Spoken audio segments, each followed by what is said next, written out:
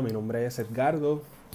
He estado haciendo una serie de comentarios bíblicos sobre la historia de José y también el video anterior fue una exposición de Mateo capítulo 22 en el pasaje del gran mandamiento de amar a Dios y al prójimo. Hoy quiero continuar algo que había prometido que iba a continuar sobre la historia de José. Son unos temas que pues se me quedaron en el video anterior, pero que creo que son fundamentales para comprender la historia y bueno, creo que es relevante que los hablemos. Para aquellos que no recuerden muy bien la historia de José, José fue un joven que fue vendido por sus hermanos y debido a eso pues llegó a la tierra de Egipto y allí padeció muchas cosas. Dios en su gracia lo sostiene, le ayuda a ganar el favor de aquellos con los que él estaba. Y finalmente José termina gobernando la tierra de Egipto y ayuda de forma particular en un periodo de escasez donde no había comida, había una hambruna brutal en el mundo. Y José sirve eh, en ese periodo para preparar, colectar, recoger trigo, comida, para que cuando llegaran esos años malos, pues hubiese entonces que dar a los que necesitaban, que era todo el mundo. Ahora bien, yo quiero entonces resaltar unas cosas que son importantes, que sirven de trasfondo y no se limitan meramente a la historia de José, sino que van hacia atrás y llegan a la historia de Abraham. Para mí es relevante que en el capítulo 15, cuando Dios hace el pacto con Abraham, Dios le da unas palabras proféticas, unas palabras predictivas a Abraham. Y escuchen lo que dice, este es el capítulo 15, versículos 13 y 14. Entonces Jehová dijo a Abraham: ten por cierto que tu descendencia morará en tierra ajena y será esclava allí y será oprimida 400 años. Mas también a la nación a la cual servirán juzgaré yo, y después de esto saldrán con gran riqueza. Y versículo 15: y tú vendrás a tus padres en paz y serás sepultado en buena vejez. Y en la cuarta generación volverán acá, porque aún no ha llegado a su colmo la maldad del amorreo hasta aquí. Bueno, leí un poquito más hasta el versículo 16. Pero es importante entonces que veamos que el Génesis, desde mucho antes del libro de Éxodo, ya está apuntando en esa dirección. Ya cuando llega el libro de Éxodo, en este pasaje de Génesis 15, ya Dios le ha hablado a Abraham de la esclavitud de sus descendientes, le ha dicho que la van a pasar mal, Dios le ha dicho a Abraham que va a liberar a su descendencia y que, bueno, eso espera su cumplimiento. Eso es de suma importancia porque cuando llegamos a la historia de José, en el fondo lo que está sucediendo es cumpliéndose lo que Dios ya ha dicho.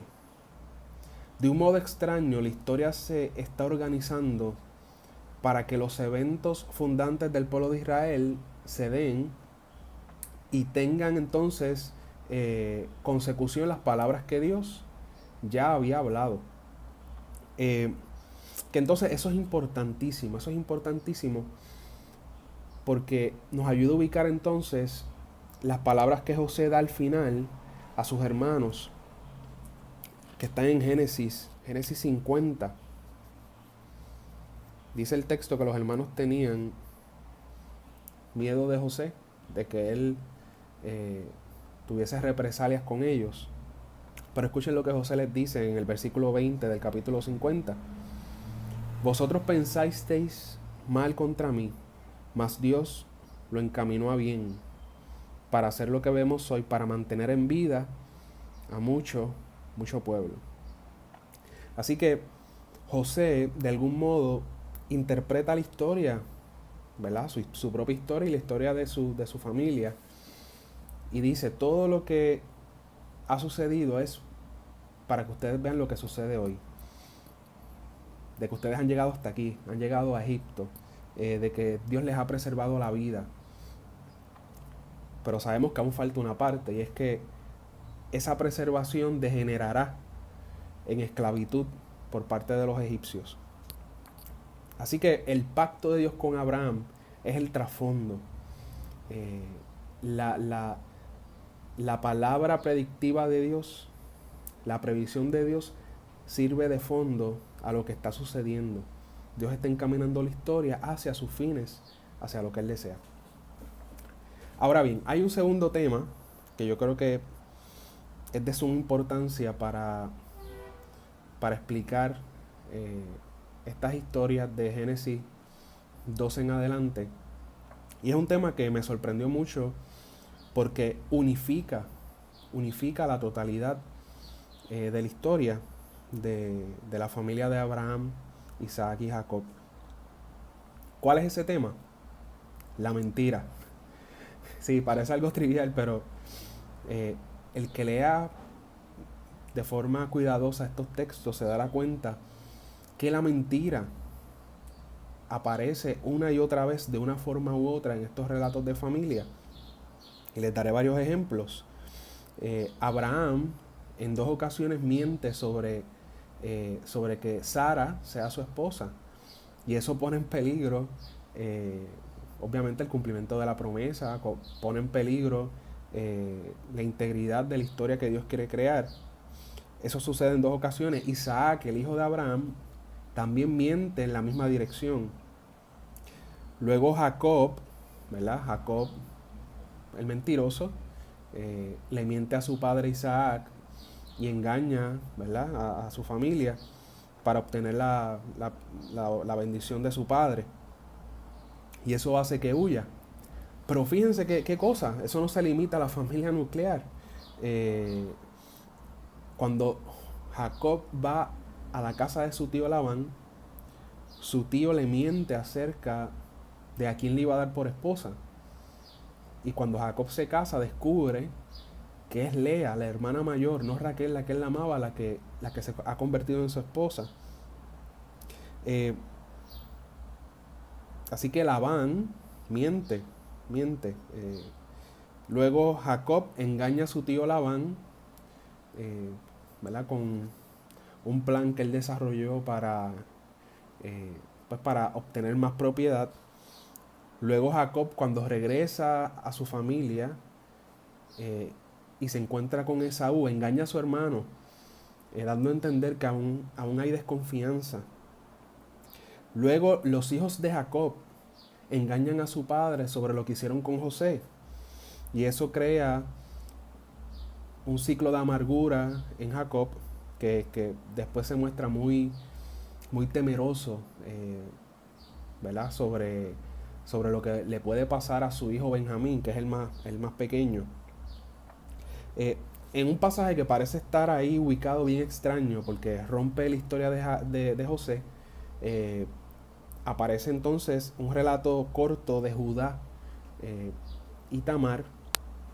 Judá tiene 3 hijos, el mayor de ellos se casa con Tamar, ese hijo muere, luego el segundo hijo se casa con Tamar, ese hijo también muere, y Judá le miente a Tamar diciéndole que cuando ese hijo pequeño gane la mayoría de edad, él va a ser su esposo, lo que es falso. Y entonces se da lo que se da en ese relato y no tenemos que entrar en él. Pero fíjense cómo de un modo bien sutil la mentira también está presente. Y finalmente, cuando los hermanos de José llegan a donde su hermano José en Egipto, y él gobierna, José descubre que ellos son sus hermanos, pero no se descubre a ellos. Y empieza este drama, digámoslo así, de engaño, este drama en el que José tal vez aún siente resentimiento por lo que sus hermanos le habían hecho. los oprime un poco, los hace sufrir un poco, los hace padecer por lo que ellos le hicieron. Eso el texto no lo dice, pero es como una inferencia. Hasta que finalmente él se descubre a ellos y deja atrás ese resentimiento que él pudo haber tenido. El asunto es la mentira hace una aparición brutal en estos pasajes y puede servir como un elemento que unifica estas historias. Y es justamente contra esta mentira que Dios tiene que aparecerse para enmendar, para corregir, para preservar la integridad de este pueblo que le está tratando de crear. Así que de un modo que me parece muy favorable para nosotros, Dios se aparece en medio de nuestras imperfecciones. Dios se aparece intentando minimizar, intentando corregir esos errores que a veces tenemos debido al temor, debido a las consecuencias que pudiera tener decir la verdad. Dios se aparece ahí en ese meollo tratando de sacar algo bueno y mejor. Y eso yo creo que es muy de acuerdo a la buena teología. Nosotros mentimos porque intentamos manipular la realidad para entonces tener lo que deseamos. Y creemos que si la realidad no se manipula, sería insoportable, sería peor de lo que es. Y eso es claramente falso. La mentira tiene la capacidad de generar ciclos de sufrimiento, tiende a degenerar el carácter que Dios quiere formar en nosotros. La mentira, cuando participamos de ella, nos debilita. ¿Qué pasaría con nosotros si cada vez que tenemos la oportunidad de hacer una aportación buena al mundo, mentimos? Yo creo que vamos a irnos convirtiendo por hábito en peores personas. Vamos a ir convirtiéndonos poco a poco en personas que viven una vida falsa, una vida inauténtica, una vida que no es la que Dios quiere crear en nosotros, caracterizada por la verdad.